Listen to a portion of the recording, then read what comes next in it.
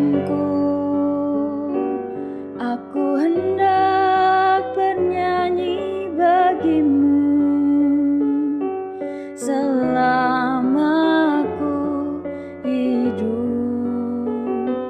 Ya Allahku, aku hendak bermazmur bagimu selagi ku ada.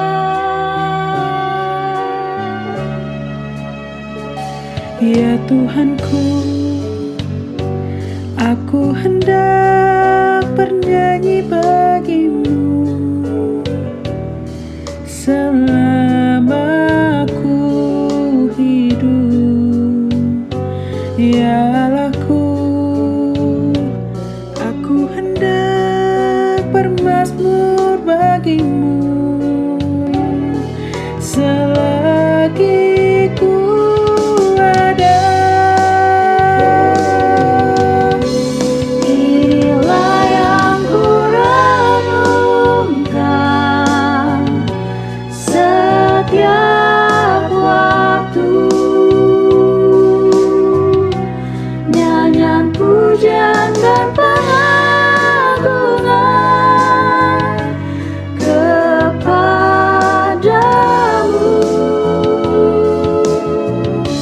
Biarlah manis kau dengar, Tuhan, manis kau dengar, Tuhan, dan hatiku bersuka karenamu. Inilah yang ku renungkan setiap waktu, nyanyian pujian dan pengagungan kepadamu.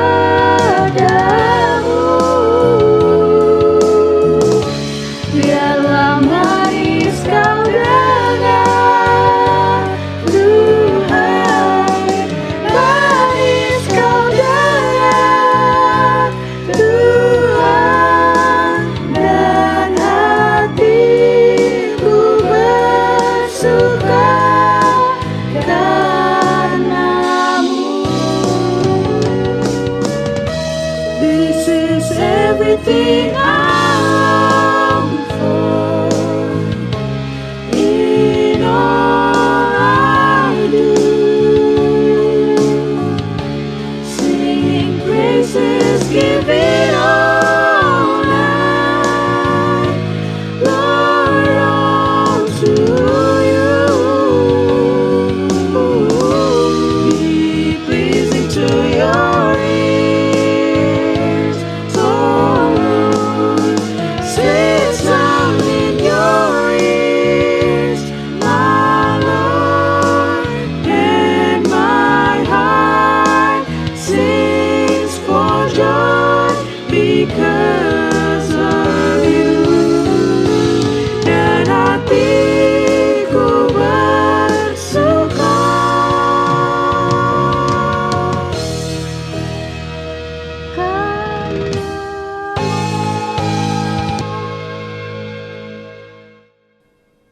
Shalom rekan muda sekalian, selamat berjumpa dalam Sanctuary Community. Kita bersyukur bahwa setiap pukul 1 di hari Minggu kita masih memiliki komunitas ini untuk kita boleh saling menguatkan, saling meneguhkan iman percaya kita kepada Tuhan Yesus Kristus. Dan hari ini perjumpaan kita kiranya menjadi perjumpaan yang memberkati kehidupan kita sekalian. Sebelum kita melanjutkan perjumpaan kita siang hari ini, saya mengajak kita berdoa bersama-sama. Mari kita berdoa.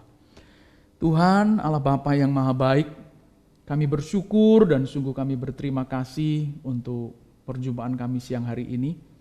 Kami tahu Tuhan ada banyak hal yang masih harus kami perjuangkan dan kami pikirkan, namun betapa bersyukurnya ketika siang hari ini kami masih dapat dipertemukan lewat Sanctuary Community ini Tuhan. Komunitas yang membawa kami untuk semakin bertumbuh kuat di dalam Tuhan. Dan lewat firman dan kebenaran-Mu yang siang hari ini hendak hamba-Mu sampaikan, kami rindu Tuhan biar sungguh isi hati Allah yang tercurah atas setiap kami. Firman dan kebenaran-Mu yang menguatkan iman percaya kami, yang menguatkan kehidupan kami. Urapi dan layakkan dia hamba-Mu ya Tuhan, agar isi hati Tuhan yang tersampai atas setiap kami siang hari ini. Dengan penuh syukur ya Bapa, dan di dalam nama Tuhan Yesus Kristus kami berdoa dan kami siap sambut kebenaran firman-Mu ya Tuhan. Haleluya. Amin. Rekan muda sekalian, kehidupan ini selain melahirkan banyak anak-anak muda yang brilian, berhasil dan memberi dampak kepada banyak orang, ternyata kehidupan ini juga melahirkan banyak anak-anak muda yang terjebak dalam 1001 macam persoalan dan masalah.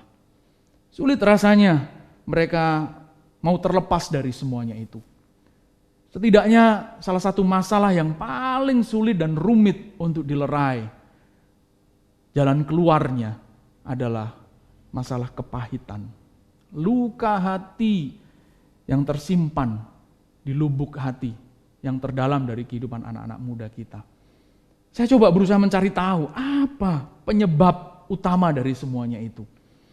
Salah satu penyebab utama yang membuat anak-anak muda terjebak dalam kepahitan, dalam luka hati yang begitu dalam, yang pertama ternyata adalah sungguh penolakan orang tua terhadap keberadaan dirinya. Penolakan orang tua terhadap kelahirannya. Ada banyak survei menjelaskan dan membuktikan bahwa anak-anak yang tertolak sejak ada di kandungan ibunya, mereka mendapatkan trauma yang tersimpan di lubuk hatinya. Terlebih lagi setelah anak itu lahir, perlakuan orang tuanya tetap sama, menunjukkan penolakan atas kehadiran si anak ini. Itu akan menciptakan kepahitan yang begitu dalam. Kepedihan yang rasanya susah untuk disembuhkan. Penyebab pertama ini melahirkan anak-anak yang memberontak. Anak-anak yang ingin menunjukkan bahwa dirinya ada dengan berbagai macam cara. Kita tahu bahwa anak-anak muda itu biasanya ingin mencari jati diri. Nah, anak-anak yang seperti ini lebih dari sekedar mencari jati diri. Mereka ingin menunjukkan bahwa aku ada. Sikap-sikap memberontak menjadi salah satu cirinya. Anarkis, vandalisme dan berbagai macam tindak kekerasan yang dilakukan oleh anak-anak muda, salah satu penyebabnya adalah anak-anak seperti ini tertolak ketika dia ada di dalam kandungan dan bahkan juga tertolak ketika ia dilahirkan. Tidak bisa dipungkiri, itu melahirkan anak-anak yang penuh dengan permasalahan. Dan saya yakin ada rekan-rekan muda yang mengalami hal seperti itu ketika masa ada di dalam kandungan dan masa kecil dan juga setelah beranjak dewasa ketika rekan-rekan muda harus menjalani dan melewati kehidupan bersama dengan orang tua. Tidak mudah, saya tahu, tidak mudah. Dan sekali lagi, itu tidak mudah, sulit untuk diselesaikan. Tetapi itu baru penyebab yang pertama. Penyebab yang kedua sebenarnya adalah karena salah pergaulan. Di rumah memang ada ketertolakan di situ. Tetapi ketika pergaulan yang kita pilih adalah pergaulan yang salah, maka justru masalah yang sebenarnya atau awalnya itu kecil meledak menjadi persoalan besar di saat engkau mencari pergaulan yang salah. Dan akhirnya kita terjebak dengan berbagai macam jenis kebiasaan buruk yang kita rasa itu menjadi jalan keluar atas persoalan kehidupan kita. Seks bebas, narkoba, kecanduan game. Hari-hari ini menjadi hari-hari yang membuktikan banyaknya anak-anak muda yang addicted, tercandu dengan berbagai macam permainan, game, dari game yang paling sederhana sampai game yang, ingat baik-baik, taruhannya nyawanya sendiri. Ya, karena tidak puas dengan satu game, dia berusaha mencari satu game yang lain. Dan beberapa dari mereka menemukan game yang taruhannya adalah nyawa. Berantem secara fisik, sampai mati pun rela. Dan kita mendengar berita tentang itu. Beberapa anak harus meregang nyawa, hanya gara-gara mendapat tantangan dari teman permainan gamenya itu. Bahwa game itu akan mencapai klimaks kalau kita ketemu tatap muka dan kita adu fisik. Siapa yang menang? Pakai apapun juga. Mengerikan. Itu baru game, belum yang lain. Narkoba, seks bebas. Narkoba ujungnya membuat seorang anak muda habis masa depannya. Seks bebas. Sama saja, seks bebas membuat resiko besar bagi kesehatan kita. Dan biasanya penyakit menular yang menjadi akibat berikutnya. AIDS, HIV, meningitis, dan lain sebagainya. Ujungnya adalah kematian. Bukan hanya kematian fisik, kematian kekal. Menjadi jawaban atas semuanya itu. Akhir dari kehidupan kita bukan hanya sekedar di liang kubur. Akhir kehidupan kita itu saat kita tenggelam di api neraka itu. Itu akhir dari semuanya, selesai, tidak ada lagi harapan. Namun sayangnya, keluarga dan lingkungan tidak kunjung menyadari hal ini. Orang tua merasa perlu melampiaskan kekesalannya, ketidakrelaannya menerima seorang anak yang memang sudah dia tolak sejak dari kandungan. Lingkungan juga tidak peduli. Ya toh?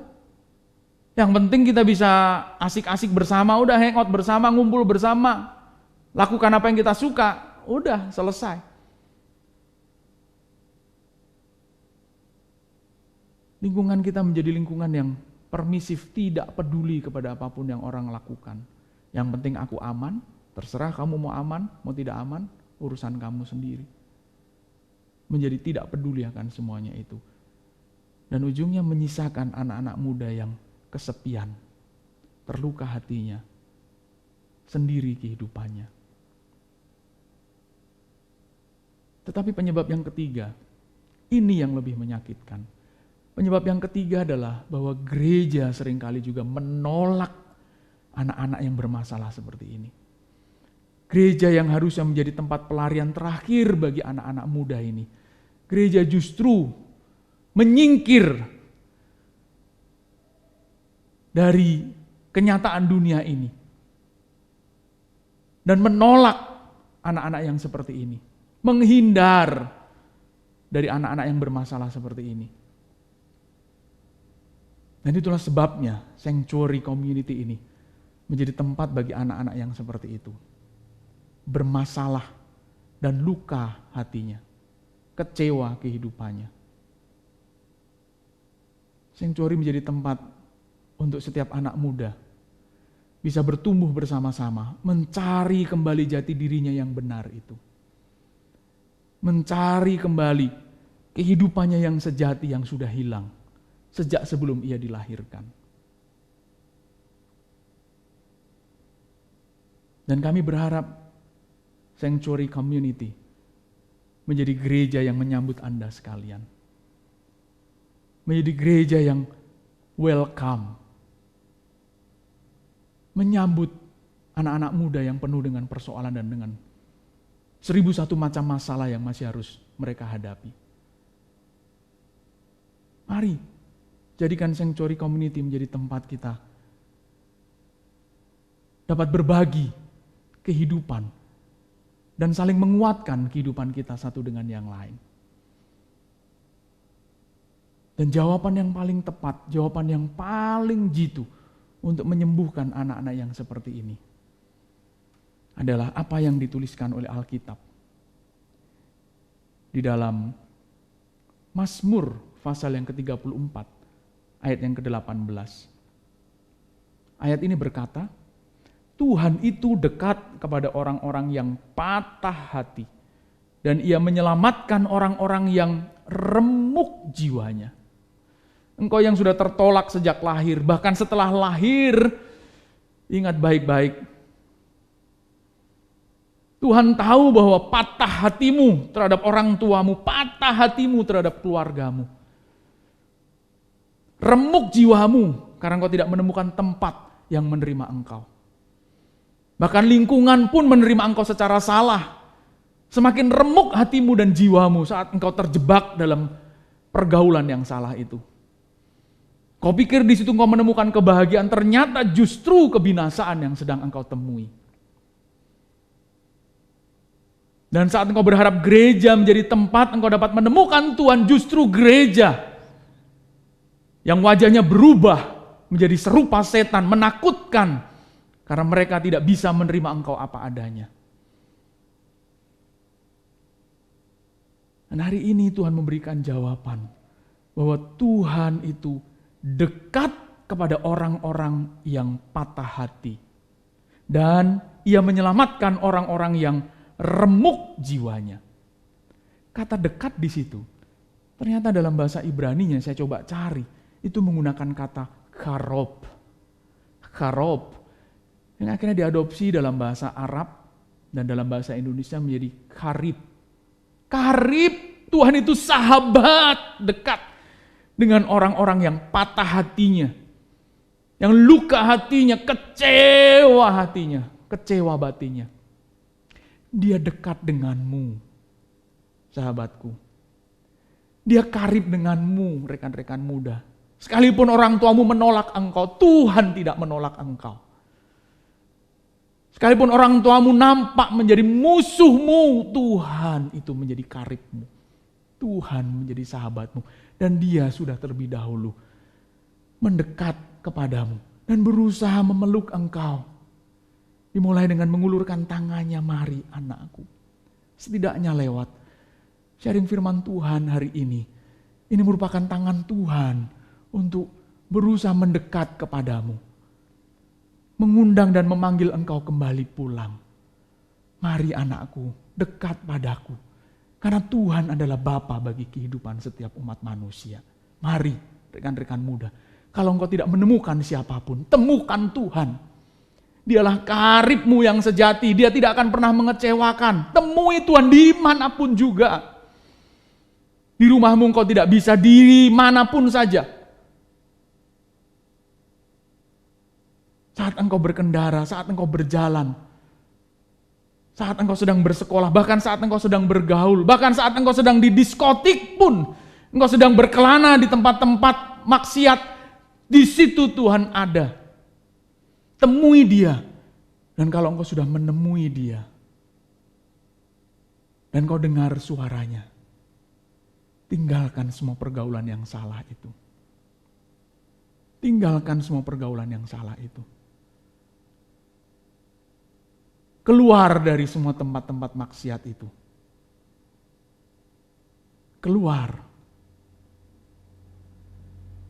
Tinggalkan semua kebiasaan yang buruk itu.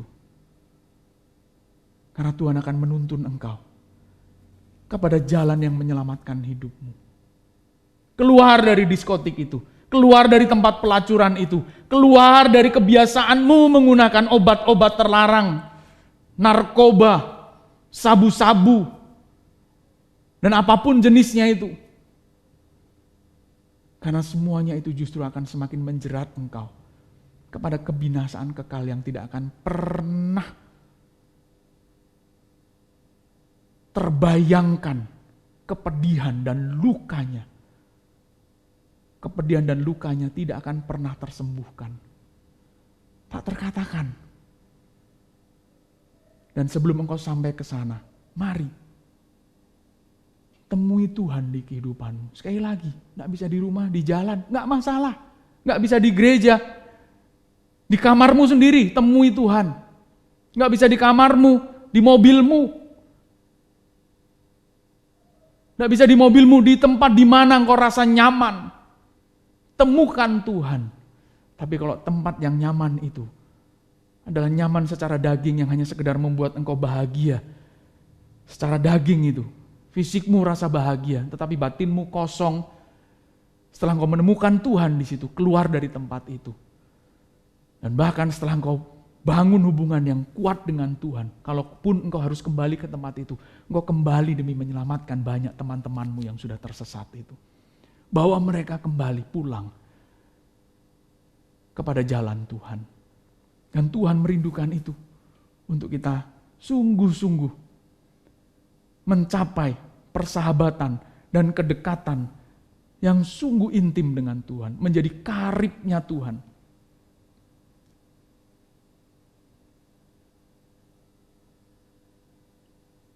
Sahabat yang tidak akan pernah memanfaatkan engkau. Sahabat yang tidak menginginkan uangmu sama sekali. Sahabat yang tidak menginginkan kedudukanmu, kekayaanmu, ketenaranmu. Karena sahabat yang satu ini hanya membutuhkan hatimu. Hatimu yang akan terus dibentuk. Hatimu yang akan terus diasah, dilatih untuk kian hari, kian disembuhkan dari luka hati, kepedihan dan kepahitan. Sampai pada akhirnya engkau menyadari bahwa ternyata persoalan yang terbesar itu bukan hanya sekedar terluka karena orang tuamu menolak.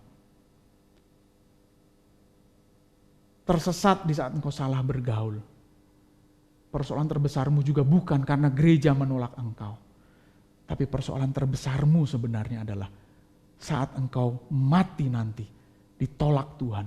Itu menjadi persoalan yang jauh lebih besar dari ini semua. Dengan engkau memandang Tuhan, menyadari bahwa kehidupan bukan hanya di sini saja, tetapi setelah nanti kita mati, kita masih harus berhadapan dengan kenyataan pilihan akan kehidupan atau kematian. Kita baru sadar bahwa ternyata persoalan terbesarnya ada di sana. Mari jumpai Tuhan. Dan kalau Sanctuary Community ini menjadi komunitas yang dapat memberkati kehidupanmu, mari bergabung bersama kami. Terus terkoneksi dengan kita. Kariblah dengan kita untuk kita bisa bersama-sama karib dengan Tuhan. Dan pada akhirnya itu Dia yang akan menyelamatkan kita dari penghukuman kekal. Sejak dari sekarang kita berusaha melatih diri kita untuk tidak terjebak kepada kebinasaan kekal itu. Hingga pada akhirnya kebinasaan kekal itu akan kita singkirkan. Kepahitan dan luka hati itu perlahan demi perlahan kita singkirkan. Membuat kita sadar bahwa persoalan utamanya bukan itu. Tetapi persoalan utamanya adalah kebinasaan kekal. Dan kalau kita sudah melihat kebinasaan kekal itu, luka penolakan orang tua terhadap kita itu menjadi kecil sekali. Lingkungan yang juga menolak kita, gereja yang menolak kita menjadi persoalan yang kecil sekali.